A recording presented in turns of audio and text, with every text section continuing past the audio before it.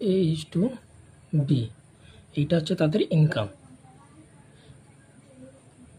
তাদের ইনকামটা কত? 5:3, 5:3। আর তাদের এক্সপেন্ডিচারটা কত ছিল? এক্সপেন্ডিচার ছিল 9:5। হ্যাঁ, 9:5। এটা এ এর ঘর, এটা বি এর ঘর। তা এ এর ঘরে কত ছিল? 2600। আর বি এর কত ছিল? 1800। ঠিক আছে, ক্রস মাল্টিপ্লাই হচ্ছে যে ফার্স্ট এটা, সেকেন্ড এটা, এদের যে ডিফারেন্ট আসবে সেটা রেখে দাও। যেমন দেখো 5 5 25, 9 3 27, 27 আর 25 ডিফারেন্ট কত হবে? 2। এরপর এইটা, এরপর এইটা, এদের ডিফারেন্ট কত? 5 6, 5 6 30, 5 6 30 শূন্য হাতে রইল, 5 6 30 শূন্য হাতে রইল 3। 5 2 10, 3 13। কটা শূন্য ছিল? 2টা শূন্য।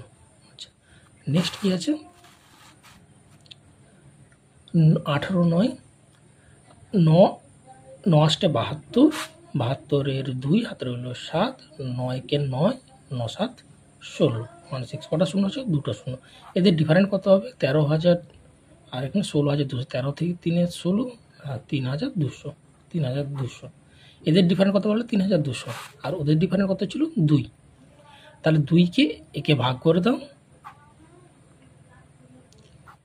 2 দিয়ে যদি একটা ভাগ করে দিল কত হলো? তাহলে 1-এর ভ্যালু। তাহলে 1-এর ভ্যালু ইজিক্যাল টু 1600। তাহলে 1600 হচ্ছে যে 1-এর ভ্যালু। 1600 যদি 1-এর ভ্যালু হয় তাহলে এদের মেন যে রেশিওটা ছিল ইনকামের, এইটা ছিল মেন ইনকাম। তাহলে 5-এর সঙ্গে 1600 একবার, 3-এর সঙ্গে 1600 একবার, 5-এর সঙ্গে 1600 একবার, 16 5 80, 8,000। আর 1600-র সঙ্গে 3 একবার, 16 3 48, 48। দুটো শূন্য। তাহলে তাদের ইনকাম কত বেরোলো?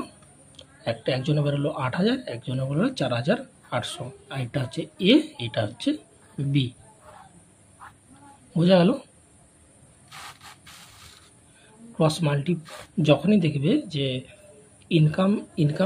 ইনকামের রেশিওটা কম আছে আর এক্সপেন্ডিচার মানে খরচার রেশিওটা বেশি আছে, সেক্ষেত্রে ক্রস মাল্টিপ্লাইটা লাগাবে। তার কারণ তুমি যদি এখানে ডিফারেন্ট নিতে চাও হবে না, সম্ভব না।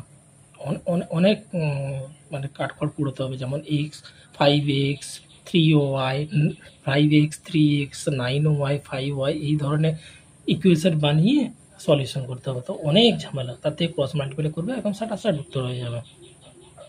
বোঝা গেল?